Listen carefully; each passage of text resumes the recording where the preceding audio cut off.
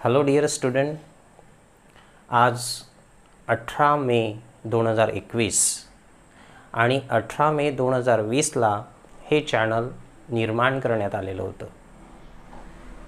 हे चॅनल फक्त 100-150 विद्यार्थ्यांसाठी निर्माण करण्यात आलेलं होतं, पण पाहता पाहता या चॅनलचा प्रवास जवळपास 5,500+ विद्यार्थ्यांनी या चॅनलला सबस्क्राईब केलेलं आहे. मी सर्वप्रथम संपूर्ण सबस्क्रायबरचं एक मनापासून धन्यवाद मानतो की त्यांनी चॅनलला सबस्क्राईब केलं. मित्रांनो,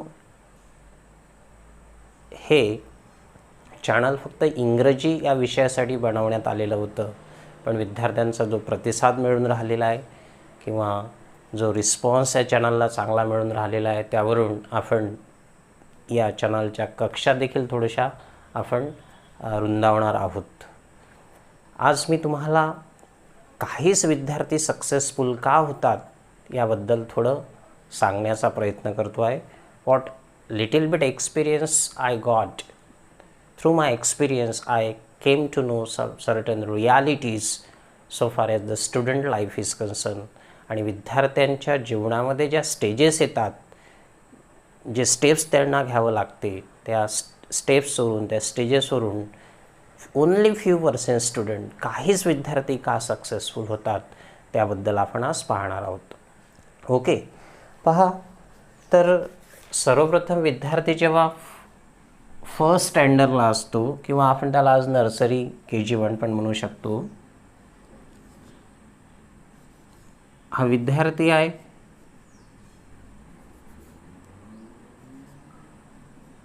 आणि फर्स्ट स्टँडर्डपासून तर 10th स्टँडर्डपर्यंतचा हा प्रवास हा अतिशय स्मूथ चालतो. अतिशय स्मूथ प्रवास तो करत असतो. कुठलीच डिफिकल्टी त्यामध्ये येत नाही. आपण एक उदाहरण म्हणून घेऊ. इथं 100 विद्यार्थी या प्रवासामध्ये आहे. त्यानंतर विद्यार्थी 1st to 10th स्टँडर्डपर्यंतचा प्रवास हा अतिशय स्मूथ असतो. No difficulties, no problem. शाळेला जाणे, कोचिंगला जाणे, घरी येणे, आई वडील असतात, भाऊ बहीण असतात, प्रत्येकजण आपल्याला सपोर्ट असते, सगळ्यांचा सपोर्ट असते. आणि म्हणून 100% विद्यार्थी 10th येतात. Okay, and then when they take admission in 11th class, art, commerce, science, whatever faculty, MCVC or poly, then difficulties become bigger and bigger, bigger and bigger, bigger and bigger. ह्या difficulties मोठमोठे होतात. And आपला जो यशाचा जो cup असतो तो इथं असतो. याला आपण कप ऑफ सक्सेस म्हणू. तुम्हाला दिसत आहे का? हे पहा, एक डिफिकल्टी मी कमी करून टाकतो. इथं यशाचा कप असतो, याला आपण सक्सेस म्हणू. Okay, so see what happen. 100 विद्यार्थी रेसमध्ये आहे असं आपण समजू for example. And up till 10th class the way is very smooth, very easy, very cosy. आणि जवळपास 100 विद्यार्थी 10th येतात किंवा आपण 99 विद्यार्थी म्हणू शकतो. 99% student comes here without any difficulty, without any struggle. Not much struggle that they need to do up till 10th class. आणि ह्या जो डिफिकल्टीजचा मी एक हिल्स दाखवलेले आहे. जेव्हा तो 11वीला जातो, डिफिकल्टी वाढते. Some student get admission in science, commerce, arts. काही विद्यार्थ्यांना मनाच्या विरुद्ध फॅकल्टी चूज करावी लागते. कुणाला सायन्स घेण्याची इच्छा नसते, पण just because of parental aspiration they need to take admission in to science faculty. नंतर ते पुढे चालून तितका चांगला परफॉर्मन्स करू शकत नाही. कुणाला पैशाच्या अभावामुळे आर्ट किंवा कॉमर्सला जावं लागते, किंबहुना त्यांची सायन्सला येण्याची इच्छा असते. यामुळे ते त्यांच्या फॅकल्टीमध्ये तितका चांगला परफॉर्मन्स देऊ शकत नाही. So see the difficulty get started. Okay, then after 12 also difficulty becomes bigger and bigger. यशापर्यंत पोहोचण्यासाठी खूप लांब पल्ला आपल्याला गाठायचा असतो. डिफिकल्टीला सुरुवातच झालेली आहे. कुणाचा केमिस्ट्रीच मन लागत नाही, कुणाला फिजिक्स जमत नाही, कुणाला आर्टचे सब्जेक्ट आवडत नाही, तर कुणाला कॉमर्सचा एखादा सब्जेक्ट चांगल्या प्रकारे जमत नाही. म्हणजे प्रत्येकालाच आपल्या मतानुसार फॅकल्टी मिळत असेल असं नाही. 90% विद्यार्थ्यांना जरी मिळत असेल तरी 10% विद्यार्थी त्यांनी जे फॅकल्टी चूज केलेली आहे त्यामध्ये ते सॅटिस्फाईड नसतात आणि म्हणून ते चांगल्या प्रकारचा परफॉर्म त्यामध्ये देऊ शकत नाही. सो त्यानंतर डिफिकल्टीज बिगर अँड बिगर होतात. 11, 12, ग्रॅज्युएशन, पोस्ट ग्रॅज्युएशन. आता या सगळ्या प्रोसिजरमध्ये काय होतं बघा, तर विद्यार्थी जसं इथं 99 विद्यार्थी आलेले आहे, 12 नंतर ते विद्यार्थ्यांची संख्या एकदम कमी होते, 70%. आता हे विद्यार्थी कुठे जातात, काय जातात हे पण मी तुम्हाला सांगतो. त्यानंतर काय होते, ग्रॅज्युएशन येतं, प्रॉब्लेम वाढत जाते. आता प्रॉब्लेम कुठले असू शकतात, जसं for example the death of head in the family, म्हणजे जो मुख्य व्यक्ती असतो, एखाद्याची डेथ झालेली असते, संपूर्ण जबाबदारी त्या विद्यार्थ्यावर आलेली असते, असे काही विद्यार्थी असू शकतात. Somebody have the problems of money, कोणाला पैशाचे प्रॉब्लेम असू शकतात. तर कोणाचं मन लागत नाही, कोणाला आपल्याला व्यवस्थित फॅकल्टी भेटली नाही म्हणून मन लागत नाही. त्यामध्ये काही असे विद्यार्थी असतात की all the jackals of fruit master of none, मला सगळंच जमते, सगळंच मी करू शकतो, मी कुठल्याही फॅकल्टीला जाऊ शकतो, असं करता करता तो विद्यार्थी काहीच करत नाही. त्यानंतर काही विद्यार्थी, काही मुलं प्रॉब्लेम्स विकत घेतात. कोणी प्रेमात पडतात आणि त्यामध्ये आपले 2-4 वर्ष गमावून बसतात. तर कोणी विद्यार्थी कुठल्या ना कुठल्या गोष्टीमध्ये इन्व्हॉल्ड होतात आणि आपला जो फोकस आहे, जे टार्गेट आहे, जे डेस्टिनेशन आहे ते विसरून जातात आणि ह्या काही डिफिकल्टीज त्यामध्ये असतात. राईट. आणखी काही डिफिकल्टीज असू शकते ज्यामुळं विद्यार्थी कप ऑफ सक्सेसपर्यंत पोहोचू शकत नाही.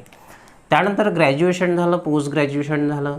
त्यानंतर काही विद्यार्थी नोकरी शोधण्याचा प्रयत्न करतात. They do job and they also do education, म्हणजे जॉबही करतात, एज्युकेशनही करतात. असं करेपर्यंत ते विद्यार्थी जवळपास इथं 40 विद्यार्थी शिल्लक राहतात. काही असे विद्यार्थी असतात की जॉब करतात प्लस एज्युकेशन करतात, म्हणजे 30% विद्यार्थी किंवा 30 विद्यार्थी शिल्लक राहते. आता असे काही विद्यार्थी असतात की ज्यांनी त्यांचं लक्ष फक्त एकाच गोष्टीवर फोकस केलेलं असते. यस, त्यांचं एकच ध्येय जीवनामध्ये शिल्लक असते, त्या गोष्टीपर्यंत पोहोचवणे. By hook or by crook I want to reach to my destination, असे पण काही विद्यार्थी असतात आणि ते इथपर्यंत आलेले असतात 20% विद्यार्थी. आता हा असा ड्युरेशन असतं, म्हणजे ग्रॅज्युएशन, विशेषतः पोस्ट ग्रॅज्युएशन झाल्यानंतर किंबहुना वयवर्ष 22-23ला पोस्ट ग्रॅज्युएशन होतं. 2-4 वर्ष ते कॉम्पिटिटिव्ह एक्झामचा पण स्टडी करू शकतात. कोणी विद्यार्थी जॉब करतात प्लस अभ्यास करण्याचा प्रयत्न करतात आणि हा संघर्ष असतो, ह्या डिफिकल्टीज असतात. त्याच्यातून पण काही मार्ग काढणारे विद्यार्थी असतात. आता हेच एक एज असतं की काही विद्यार्थी कोणी बाईक घेतात, कोणी छान मोबाईल घेतात, कोणी लॅपटॉप घेतात, कोणी आणखी पैसे कमावल्यामुळं काही लक्झुरस गोष्टी घेण्याचा प्रयत्न करतात. पण त्याच वेळेनं काही विद्यार्थी असे असतात जे पुस्तकांसोबत संघर्ष करत राहतो, स्ट्रगल करत राहतात, तळमळीनं अभ्यास करत राहतात. ओके, त्यांच्या मनात एक तेव्हा संघर्ष सुरू असतो की my other friends are working, they are earning, they are living their life, and what I am doing here, only playing with the books, playing with the words, playing with the calculations. आणि असं करता करता हा देखील question mark त्या 2-10% विद्यार्थ्यांच्या मनामध्ये असते. आता त्यापैकी फक्त 2-5% विद्यार्थी त्याही संघर्षामधून ते निघतात, त्या संघर्षाला फेस करतात आणि याला आपण म्हणू शकतो स्पिरिट टिकवणे. त्या 27-28 ते 30, 26-27-28 हे एक असं वर्ष असते, one need to keep their patience, one need to know the spirit. तिथं स्पिरिट टिकवून ठेवणं गरजेचं असतं. आणि ज्या विद्यार्थ्यांनी, ज्या लोकांनी त्या एजमध्ये आणि त्या संघर्षमय काळामध्ये स्पिरिट टिकवून जर ठेवलं असेल तर ते फक्त इथं 10% विद्यार्थी, आणि ते 10% विद्यार्थी या कप ऑफ सक्सेसपर्यंत पोहोचतात. आता इथं 10% म्हणू शकतो, 10 म्हणू शकतो, किंवा इथं हा आकडा जास्त पण झाला असेल, आपण 5% म्हणू शकतो इथं. आणि म्हणून जे विद्यार्थ्यांना ठरवलेलं आहे त्यापैकी फक्त 2%, 5% विद्यार्थ्यांनाच त्यांचा कप ऑफ सक्सेस तिथं मिळत असतो. आता प्रश्न असा आहे की मग बाकीचे विद्यार्थी अनसक्सेस झाले का? बाकीचे विद्यार्थी कुठे गेलेले आहे? तर नाही, हे पण अनसक्सेस झालेले नाही आहे. हां, अनसक्सेस कशामध्ये झाले? त्यांनी जे ठरवलेलं होतं ते त्यांना मिळालं नाही आहे. somebody want to be an engineer, somebody want to be a doctor, ते तिथपर्यंत पोहोचलेले नाही आहे. बट जसं आता इथं 70% पोरं आले, 30% पोरांनी दुसरा कुठला तरी मार्ग चूज केलेला आहे, त्यामध्ये कदाचित ते सक्सेसफुल झाले असेल. 40% विद्यार्थी त्याला म्हणजे 60% कुठंतरी त्यांनी दुसरं व्यवसाय स्वीकारलेला असेल. कोणी शेती पाहून राहिलं, कोणी किराणा दुकान सांभाळून राहिलं आहे, कोणी आणखी काही. बट आपला जो प्रश्न होता की फक्त 2%, 5% विद्यार्थी यशापर्यंत पोचतात आणि ह्या डिफिकल्टीजमधून त्यांना जावं लागतं. नाव एक माझ्या माहितीनुसार मी तुम्हाला एक दुसरा सर्च सांगतो आहे की कुठला विद्यार्थी किती जास्त प्रगती करू शकतो आहे. ओके, विद्यार्थी म्हणजे एखादा विद्यार्थी कुठपर्यंत पोचू शकतो, कुठला विद्यार्थी कुठल्या ध्येयापर्यंत पोचू शकतो, किती प्रगती करू शकतो, याविषयी मी तुम्हाला सांगण्याचा प्रयत्न करतो आहे.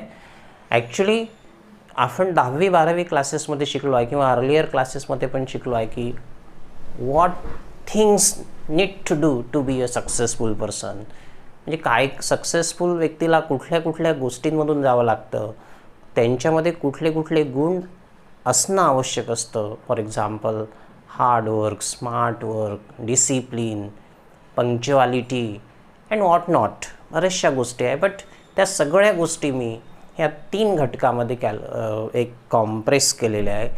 म्हणजे सगळ्या जे आस्पेक्ट आहे किंवा फॅक्टर्स आहे त्यापैकी मी 3 फॅक्टर बनवलेले आहे. पहा, तुम्हाला पटत असेल तर अधिकच चांगलं, but I want to tell you. So see, one is hard work. Hard work, it is said to be the very important thing in life, right?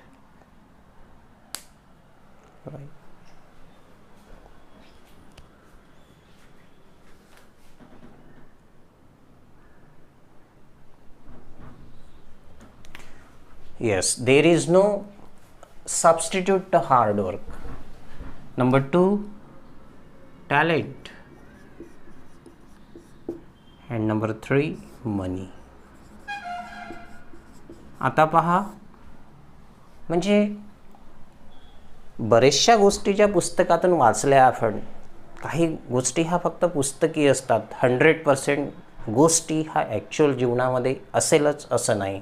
पुस्तकांमध्ये फक्त शब्द असतात, त्याचा खरा अर्थ हा आपल्या जीवनामध्ये पाहायला मिळतो. बघा इथं आता 3 गोष्टी आहे, हार्डवर्क, टॅलेंट अँड मनी. मी या फॅक्टरला कधीच महत्त्व दिलेलं नाही आहे, मनी. बट काळाच्या ओघात मनी फॅक्टर ऑल्सो बिकम इम्पॉर्टंट, याला नाकारता येत नाही अलीकडे. सी, हार्डवर्क, माझ्या माहितीनुसार हे 3ही लोक, एकाकडे हार्डवर्क आहे, एकाकडे टॅलेंट आहे, एकाकडे मनी आहे, हे 3ही लोक प्रगती करू शकतात. ज्यांच्याकडे फक्त हार्डवर्क आहे तो पण प्रगती करू शकतो, टॅलेंट आहे तो पण, आणि ज्याच्याकडे फक्त पैसे आहे तो पण. आता बघा, ज्याच्याकडे फक्त हार्डवर्क आहे, means he is ready to take much hard work, अभ्यास करायला तयार आहे, आणखी कुठलं काम करायला तयार आहे, मेहनत त्याच्याकडे आहे, तर हा एका अपेक्षित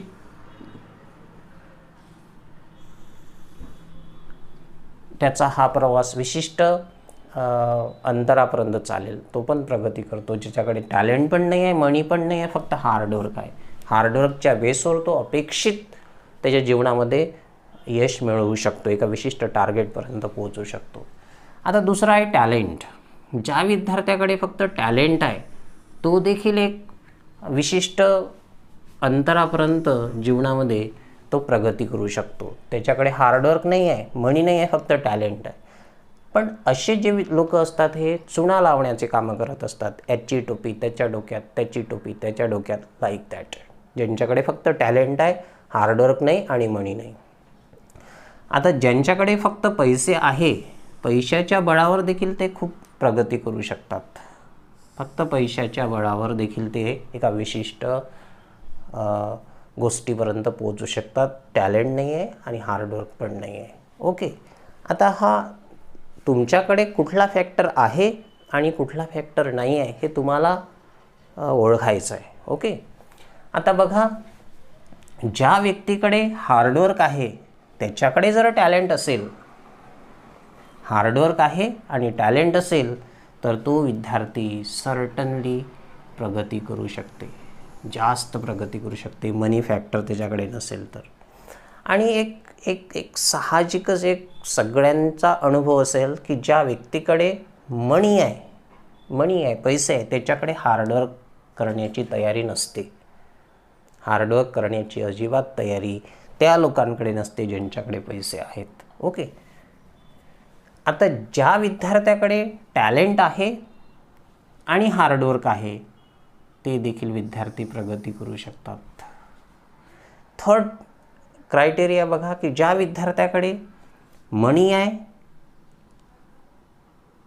किंवा कुठलेही दोन फॅक्टर आहे, हार्डवर्क म्हणा की टॅलेंट म्हणा, ते देखील प्रगती करू शकते. आता प्रश्न असा आहे की असा एक विद्यार्थी पकडू आपण ज्याच्याकडे हार्डवर्क आहे, टॅलेंट आहे आणि मनी आहे. हा विद्यार्थी म्हणजे तिन्ही फॅक्टर असलेला विद्यार्थी हा खूप प्रगती करू शकतो. म्हणजे त्याला कोणीच थांबवू शकत नाही. तो कुठली पण एक्झाम पास करू शकतो, त्याला जे वाटत असेल ते तो करू शकतो. तो जगातली कुठली पण एक्झाम पास करू शकतो, किंबहुना सगळ्यापेक्षा जास्त प्रगती करू शकतो. कोण? ज्याच्याकडे मेहनत आहे, ज्याच्याकडे टॅलेंट आहे, ज्याच्याकडे मनी आहे. बट असा विद्यार्थी हा 1000मध्ये एखादा असू शकतो, किंबहुना 10,000मध्ये एखादा असू शकतो की ज्याच्याकडे तीनही फॅक्टर आहे. राईट. सो जवळपास आता हे एक माझं कॅल्क्युलेशन झालं, एक मला असं वाटतं. पण तरीही हे जे हार्डवर्क आहे हा सगळ्यांचा एक फादर आहे असं म्हणू शकतो आपण. Because there is no substitute to hard work. If you don't have pen you can write by pencil, but if you are not ready to do hard work there is no substitute to hard work. म्हणजे हार्डवर्कला पर्याय नाही. पण कल्पना करा तुमच्याकडे काय आहे आणि काय नाही आहे. आता हे बघा, do you think that hard work is God gifted? Of course no. Hard work हे गॉड गिफ्टेड नाही आहे. हार्डवर्क हे तुमच्या आमच्या पर्सनली डिपेंड करते की तुम्ही कशी मेहनत घेऊन राहिले आहे, तुमचा अनुभव कसा आहे, तुमचा जगाचा अभ्यास कसा आहे, तुमचा समाजाचा अभ्यास कसा आहे, यावर तुम्ही ठरवू शकता की तुम्ही हार्डवर्क करायला पाहिजे किंवा नको. आणि 100% विद्यार्थी हार्डवर्क करू शकतात. बट प्रश्न असा आहे की ओनली 10-15% स्टुडंट डू हार्डवर्क. आणि काही या दोन गोष्टींच्या भरवशावर खेळण्याचा प्रयत्न करतात. मात्र हे गोष्ट हे फ्री ऑफ कॉस्ट मिळालेली आहे. प्रत्येकाला फ्री ऑफ कॉस्ट मिळालेली आहे हार्डवर्क. आणि म्हणून त्याचा पुरेपूर वापर जर तुम्ही करत असाल आणि एखाद्याकडे जर तिन्ही फॅक्टर असेल तर तो सगळ्यात जास्त प्रगती करू शकतो. 2 फॅक्टर आपल्याकडे असेल तरी आपण प्रगती करू शकतो. आणि आपल्याकडे एकच फॅक्टर असेल hard work, it we can reach toward the success that I want to tell you. Okay, तर असे किंवा आणखी विद्यार्थ्यांच्या कामासाठी ज्या ज्या गोष्टी लागत असते किंवा विद्यार्थी जीवनामध्ये ज्या गोष्टींची गरज असते अशा गोष्टी आपण या चॅनलच्या माध्यमातून आपण प्रोव्हाइड करण्याचा प्रयत्न करू. त्यानंतर आपल्या चॅनलचा मुख्य फोकस राहील की how to be fluent good in English. जर तुम्हाला असं वाटत असेल की English language is very important and it plays very important role in making our career, तर मी रोज आजपासून एक व्हिडिओ आपण या चॅनलवर पोस्ट करणार आहोत. How to be good in English. Actually I am going through my PhD research. म्हणजे PhDचा अभ्यास करता करता ते लिहिता म्हणजे पूर्ण दिवस निघून जातो आणि म्हणून तरीही मी एक व्हिडिओ बनवण्याचा प्रयत्न करेल. ज्या विद्यार्थ्यांना असं वाटते की या चॅनलला ह्या ज्या गोष्टी आहे ह्या महत्त्वाच्या आहे किंवा कामाच्या आहे, तर तुम्ही व्हिडिओला लाईक करू शकता, सबस्क्राईब पण करू शकता. Okay, so thank you.